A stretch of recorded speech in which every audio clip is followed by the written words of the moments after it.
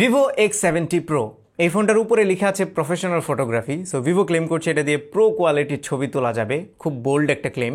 গত প্রায় এক সপ্তাহ ধরে আমরা এই ফোনের ক্যামেরাটাকে টেস্ট করছি। সো আজকের ভিডিওটা কিছুটা ক্যামেরা সেন্ট্রিক হবে, তবে অন্যান্য বিষয়গুলো নিয়েও কথা অবশ্যই বলবো। সো ভিভো X70 Pro বাংলাদেশে অফিসিয়ালি লঞ্চ হয়েছে। দাম নির্ধারণ করা হয়েছে ৭২,৯৯০ টাকা বা ৭৩,০০০ টাকা। 12GB এবং 256GB হচ্ছে এটা র্যাম এবং স্টোরেজ ভেরিয়েন্ট। নাও এই ফোনটির প্রথম যে জিনিসটা ভালো লেগেছে ক্যামেরার বাইরে সেটা হচ্ছে এটার ডিজাইন। খুবই স্লিম একটা ফোন, অনলি অ্যারাউন্ড 8mm হচ্ছে এটা থিকনেস। দুইটা কালারে পাওয়া যাবে, ব্ল্যাক এবং অরোরা ডন। দুইটা কালারই খুবই এলিগেন্ট লুকিং। আমার কাছে এই ম্যাট ব্ল্যাক কালারটাই বেশি ভালো লেগেছে এবং এখানে গ্লাসের উপরে একটা সফট কোটিং ইউজ করা হয়েছে যেটা খুবই ভালো লাগে হাতে নিলে, এবং ফোনটা হাতে নিলে ওভারঅল খুব ভালো লাগে। তার আরেকটা বড় রিজন হচ্ছে এই ফোনটা কার্ভড, ডিসপ্লেও কার্ভড, পেছন দিকেও কার্ভড, যে কারণে হাতে খুবই কমফোর্টেবল একটা ফিল দেয়। খুবই প্রিমিয়াম লুকিং। এটার ক্যামেরা হাউস থেকে শুরু করে ডিজাইনের প্রত্যেকটা এলিমেন্টে আমার কাছে খুবই ভালো লেগেছে। ফ্ল্যাগশিপ ফোন যেরকম হওয়া উচিত এক্স্যাক্টলি সেরকমই ছিল এই ফোনটি। না, এটা ডিসপ্লেটা হচ্ছে 6.56 ইঞ্চির একটি E5 অ্যামোলেড প্যানেল, যেটাতে 120 Hz রিফ্রেশ রেট দেওয়া হয়েছে। এই ডিসপ্লেটা প্রচণ্ড পরিমাণে ব্রাইট, ভাইব্র্যান্ট। সেই সাথে এই ডিসপ্লেতে HDR10 সাপোর্টও থাকছে। উপরের দিকে ছোট্ট একটা ক্যামেরা হাউস আছে এবং এটার যে ইন ডিসপ্লে ফিঙ্গারপ্রিন্ট স্ক্যানার আছে সেটাও দুর্দান্ত ফাস্ট কাজ করছিল। সো ডিসপ্লেটা ফ্ল্যাগশিপ ফোন হিসেবে ফার্স্ট ক্লাস, এটা বলতেই হবে। ওকে, এবার আমরা সরাসরি চলে যাই এই ফোনের ক্যামেরাতে। সো এটা রিয়ারে টোটাল 4টা ক্যামেরা আছে, যার প্রাইমারিটা হচ্ছে 50 মেগাপিক্সেলের একটি হিউজ সনি সেন্সর, যেটা সাইজ হচ্ছে 1/1.56 ইঞ্চ। সো লো লাইটে খুবই ভালো রেজাল্ট দেবে এই সেন্সরটি। এরপরে 8 মেগাপিক্সেলের একটি পেরিস্কোপ লেন্স আছে এটাতে। দেন 12 মেগাপিক্সেলের আরও একটি 2x অপটিক্যাল জুমওয়ালা লেন্স আছে, মানে টেলিফোটো লেন্স। পাশাপাশি একটি 12 মেগাপিক্সেলের আলট্রা ওয়াইড শুটার আছে। এর বাইরেও এই ফোনের ক্যামেরাতে আরেকটা স্পেশালিটি আছে। আপনারা ক্যামেরা হাউসের উপরে দেখতে পাচ্ছেন জাইসের লোগো, তার মানে ভিভো জাইসের সাথে কোলাবোরেট করেছে এবং বেশ কিছু জিনিস তারা এখানে ইমপ্লিমেন্ট করেছে। লাইক এখানে যে ক্যামেরা হাউসটা আছে এটার উপরে যে গ্লাস আছে সেটা হচ্ছে জাইস T-Star সার্টিফাইড। তার মানে এখানে একটা কোটিং ইউজ করা হয়েছে যেটা অ্যান্টি গ্লেয়ার এবং অ্যান্টি ফ্লেয়ার। সো ছবি তোলার সময় ফ্লেয়ার থাকবে না, এটা নিয়ে আমরা একটু পরে কথা বলছি। পাশাপাশি জাইসের কিছু স্টাইল ইনক্লুড করা হয়েছে ক্যামেরায়, সেগুলো নিয়েও আমরা আস্তে আস্তে কথা বলছি। শুরুতেই আমরা প্রাইমারি ক্যামেরার ডে লাইটের ছবি নিয়ে কথা বলি, লো লাইটের ছবি নিয়ে প্রচুর পরিমাণে কথা বলবো। প্রাইমারি ক্যামেরার ডে লাইটের ছবি দুর্দান্ত ছিল। ছবিগুলোতে প্রচুর পরিমাণে ডিটেল এবং শার্পনেস রিটেন করতে সক্ষম হচ্ছিল ক্যামেরাটি। সেই সাথে কালার রিপ্রোডাকশনটাও খুবই ভালো ছিল এবং এই কালার রিপ্রোডাকশনটা কিন্তু অনেকটাই জাইস দ্বারা অপটিমাইজড, যে কারণে কালারগুলো অনেক ভালো লাগছিল। যদিও কিছু কিছু ছবিতে একটু বেশি স্যাচুরেশন খেয়াল করছিলাম আমি, আমার লাইকিংয়ের চাইতে একটু বেশি ছিল স্যাচুরেশন। অনেকেই হয়তো বা এই লাইভলি লুকটা পছন্দ করবে বা এই পাঞ্চি লুকটা পছন্দ করবে। এর বাইরে এটার ডাইনামিক রেঞ্জের পারফরমেন্সও খুবই ভালো ছিল। আপনারা এই স্যাম্পল শটগুলো দেখে নিজেরাই হয়তো বা জাজ করে নিতে পারছেন। 12 মেগাপিক্সেলের আলট্রা ওয়াইড শুটারটাও খুবই ভালো পারফর্ম করছিল। প্রাইমারি ক্যামেরার মতো না হলেও এটাতেও ভালো মানের ডিটেল রিটেন করতে পারছিল। ডাইনামিক রেঞ্জের পারফরমেন্সও এটাতে খুবই ভালো ছিল। এটা মূলত সফটওয়্যার প্রসেসিংয়ের কারণেই, কারণ আমি প্রাইমারি ক্যামেরায় যেরকম ডাইনামিক রেঞ্জ পাচ্ছিলাম আমি আলট্রা ওয়াইডও সিমিলার ডাইনামিক রেঞ্জে পাচ্ছিলাম। So really good.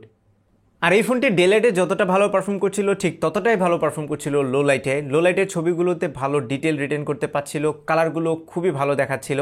সেই সাথে এটা যে নাইট মোড আছে সেটা অ্যানাবল করে ছবি তুললে অনেক ছবি পুরো ডে লাইটের মতো মনে হচ্ছিল, মানে এক্সপোজার খুবই ভালো রিটেন করতে পারছিল। ওভারঅল এটা লো লাইটের ছবি নিয়ে আমি ফুললি স্যাটিসফাইড।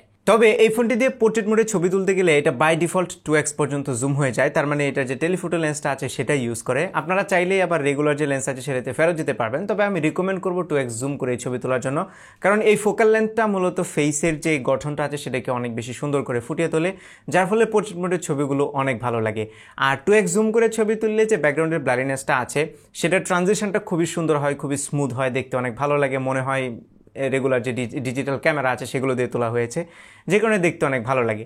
তবে এজ ডিটেকশনটা আমি 100% পারফেক্ট বলবো না, একটু কমপ্লিকেটেড হলে মাঝে মধ্যে একটু ছেড়ে দিচ্ছিল। এই জায়গাটা আরেকটু ইম্প্রুভমেন্টের দরকার ছিল। আদার দেন দ্যাট এটার পোর্ট্রেট মোড দুর্দান্ত লেগেছে আমার কাছে। আর জাইসের সাথে যে কোলাবোরেশন করেছে সেখানে জাইস কিছু স্টাইল অ্যাড করে দিয়েছে এই পোর্ট্রেট মোডে। আমি সেগুলোর স্যাম্পল আপনাদেরকে দেখিয়ে দিচ্ছি। অনেকগুলো আছে, যেমন বায়োটার আছে, দেন সোনার, প্ল্যানার, এরপরে ডিস্টাগন, এই কয়েকটা স্টাইল আছে। এগুলো মূলত ব্যাকগ্রাউন্ডে যে বোকেটা হয় সেটার স্টাইল, এক একটা এক এক স্টাইলের বোকে প্রডিউস করে। এর বাইরে পোর্ট্রেট মোডে আরও বেশ কিছু অপশন আছে। তার মধ্যে একটা হচ্ছে পার্টি মোড, যেটা দিয়ে ছবি তোলার পরে লিটারেলি ফোন এভাবে শেক করতে হয় লাইক ইউ আর পার্টিং। তখন একটা পার্টি স্টাইলের ছবি আসে, মোটামুটি ওকে লেগেছে আমার কাছে। এভাবে আরও অনেক স্টাইল আছে, ফিল্টার আছে, যেগুলো আপনারা ট্রাই করতে পারেন। এর বাইরে এটা যে পেরিস্কোপ লেন্স আছে, এটা দিয়ে 5x অপটিক্যাল জুম করা যায়, যে জুম করে ছবি তুললে মোটামুটি মানে ছবি পাওয়া যায়। খুব ডিটেল ছবি না, তবে দূরের সাবজেক্টকে একটু জুম করে ছবি তুললে দেখতে মোটামুটি ভালোই লাগে। সেই সাথে এটা দিয়ে আপনারা 60x পর্যন্ত ডিজিটাল জুম করতে পারবেন, এবং আমি বেশ কয়েকটা ছবি তুলেছি 30x এবং 60x-এ, আপনারা স্যাম্পলগুলো দেখতেই পাচ্ছেন। এটাতে সুপার মুন মোড আছে, সো চাঁদের ছবিগুলো মূলত সুপার মুন যে মোডটা আছে সেটা দিয়েই তুলেছি। সেই সাথে এটা যে ম্যাক্রো মোড আছে, ক্যামেরা ইন্টারফেসের মধ্যে উপরে একটা ম্যাক্রোর আইকন আছে, যেটা দিয়ে আপনারা চাইলে ম্যাক্রো মোড অ্যানাবল করতে পারেন, অথবা যে কোনো সাবজেক্টের কাছে গেলে অটোমেটিক্যালি ম্যাক্রো মোডটা অ্যানাবল হয়ে যায়। সো আমি যে কয়টা ম্যাক্রো শট নিয়েছি সবগুলোই বেশ ভালো ছিল। বাই দ্য ওয়ে, এটার প্রাইমারি ক্যামেরাতে কিন্তু ওআইএস আছে, যেটাকে ভিভো বলছে গিম্বল স্টেবিলাইজেশন, এবং এই স্টেবিলাইজেশনটা ছবি তোলার সময় কিন্তু খুবই ভালো কাজ করে। হাতে একটু হালকা শেক হলেও ছবি কিন্তু সেই কি হয় না, যে জিনিসটা ভালো লেগেছে। স্পিকিং অফ ওআইএস, এটার ভিডিওতেও কিন্তু স্টেবিলাইজেশন আছে, তবে স্টেবিলাইজেশনটা আমার কাছে একটু জিটারি মনে হয়েছে। এটাতে আপনারা 4K up to 60 FPS record করতে পারবেন, আর 1080 30 60 তো আছেই। সেই সাথে স্লো মোশন সহ ভিডিওর অনেক ফিচার আছে, লো লাইটেও ভিডিও করা যায়। সব কিছু মিলে এটার ভিডিও ফিচার ওকে লেগেছে, তবে স্টেবিলাইজেশনটা আমার কাছে মনে হয়েছে আরেকটু বেটার হতে পারতো। এবার চলে এসে ফ্রন্ট ক্যামেরায়। সামনের ক্যামেরাটি হচ্ছে 32 মেগাপিক্সেলের, এবং এই ক্যামেরা দিয়েও খুবই ভালো ছবি আমি পাচ্ছিলাম। বেশ ডিটেলড এবং শার্প ছবি দিচ্ছিল, কালারগুলো ওকে ছিল, যদিও আরেকটু বেশি কন্ট্রাস্টি হলে মনে হয় ভালো লাগতো। কিছু কিছু জায়গায় একটু লেস কন্ট্রাস্টি মনে হয়েছে ছবিগুলো। ফ্রন্ট ক্যামেরা ডাইনামিক রেঞ্জের পারফরমেন্সও খুবই ভালো ছিল, তবে এটার পোর্ট্রেট মোডে ছোট্ট একটু বাগ আমি খেয়াল করেছি, প্রবাবলি সফটওয়্যার ইস্যু। মাঝে মধ্যে পোর্ট্রেট মোডে একটু কাজ করছিল না।